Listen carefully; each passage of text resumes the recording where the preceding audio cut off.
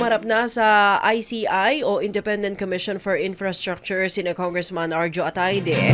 Ganon din si Congressman Dian Asistio sa pamamagitan ng executive session. Bago pa pumasok sa tanggapan ng ICI, naging emosyonal na si Atayde dahil pawang hearsay lamang umano at wala pang ebidensya ang mga aligasyon laban sa kanilang mag-ama. Ayon kay Atayde, humarap siya sa komisyon para patunayan na inosente siya at handa rin ang kanyang ama na sumalang sa investigasyon. Yung father niyo yung tumatanggap on your behalf?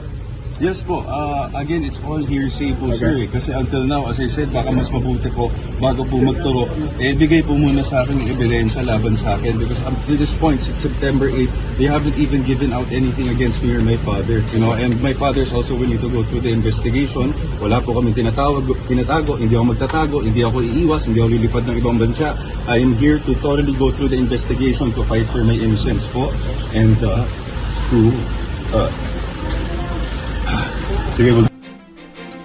Samantala, hinamon naman ni Congressman Asistio mag-asawang Diskaya na pagtibayin ang kanilang akusasyon na tumanggap umano siya ng kickback mula sa flood control projects. Gate pa ni Asistio, humirit siya ng executive session sa ICI para maiwasan ang trial by publicity lalo pa at may mga inilabas siyang sensitibong mga detalye.